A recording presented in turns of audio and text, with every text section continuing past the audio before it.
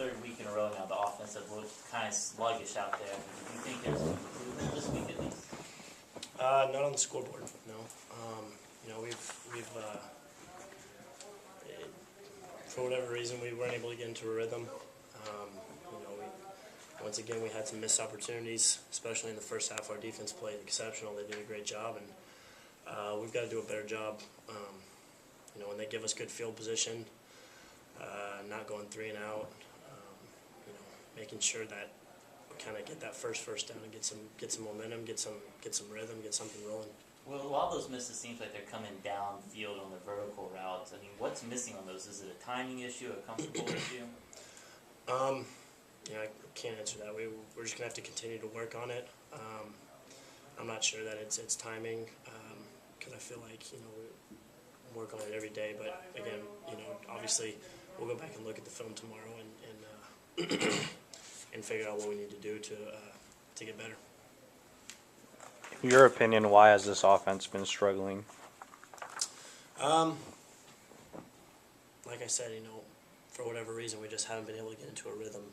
Whether that's not converting on third downs or getting in the red zone and sputtering out, and only coming away with 3, which we did a few times in the Baylor game, and then obviously our only chance today. So it's we've got to do a better job of in practice having a little bit of a sense of urgency, and put ourselves in those game situations, see yourself doing it, and give yourself a better chance to be successful. You took more hits today than you've probably taken all season combined. How do you feel physically after this game? We'll probably have a ton of guys in there in treatment tomorrow. Give credit to their defensive line for being able to put some pressure on. I want to say also, they were able to send some blitzes and do a good job of bringing more than we were able to pick up. So, but like I said, just have to get into the training room and get physically ready for Monday. It seemed like their cornerbacks did a really good job on covering your guys. Would you agree? And what were you seeing?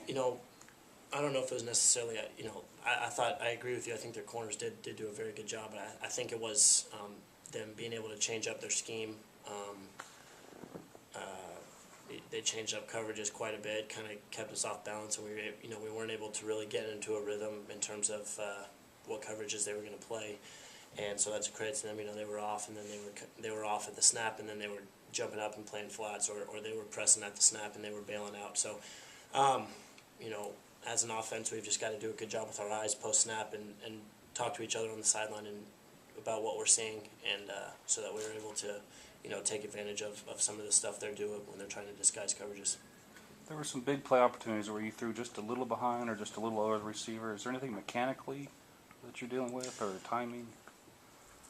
That not mechanical. It's just a matter of I've got to make the play and put it where our guy needs it to make the catch. And I thought our receivers did a good job. Obviously, in the second half, when the game was out of reach, we put a couple drives together off our own goal line and did a good job. But we've got to be able to do that earlier in the game, and that's on me as a quarterback, and we've got to be able to timing wise continue to work on it in practice, or just to get things happening quicker. And like I said, put yourself in that situation in practice so that it gives you a better chance to be successful. June Jones always talks about getting better around you. How would you assess your wide receivers' performance today? Well, they did a good job. Like I said, their defensive backs did a good job disguising coverages. Their secondary did a good job. Their backers were kind of flying around and getting in passing lanes, and then they were able to create pressure. So, a lot of that comes down to having to throw quick passing plays, and again, they were flying around. But I thought our receivers did a good job of making plays when they presented themselves, and I've just got to get them the ball in better situations for them to have success. Ben Gottschalk got helped off twice, and then when the game was a little bit out of hand in the second half, are you surprised that he kept coming back in? Well, he's a tough kid, and we all want to be out there. It's obviously your pride's hurt when you look up at the scoreboard, but we got to continue to fight, and that's what Coach kept preaching to us, is just continue to fight. You can't get down on yourself, because in those times, obviously when you're going through adversity like that, That's when you show your true character, and that's when you're going to get better. So, like I said, I thought we were able to put some drives together at the end. Didn't come away with any points, so we've again missed opportunities. Got to take care of that. But we're going to find some stuff on film tomorrow that we can build on, and we're going to find some stuff on film tomorrow that we've got to work on. Home field advantage seemed to sort of be taken away in this game. Does that affect the offense any, or? No, they brought quite a few fans, but You talk about that rhythm, and you want to get in that rhythm with your receivers, and absolutely. But I don't think that had anything to do with crowd noise. I felt comfortable on the field. I think our offense felt comfortable on the field. We didn't have to use silent count or anything like that. Obviously, A&M travels well. They bring a lot of fans, but. How do you convert that comfort level into confidence going ahead toward TCU? Well, again, you've got to put yourself in that situation in practice. We've got to, when we're out there practicing, it's not just another play. It's got to be 3rd down and 8. Now we got to convert it here, and so we've got to put ourselves in that situation in practice and see ourselves being successful on it in order for it to happen in the game.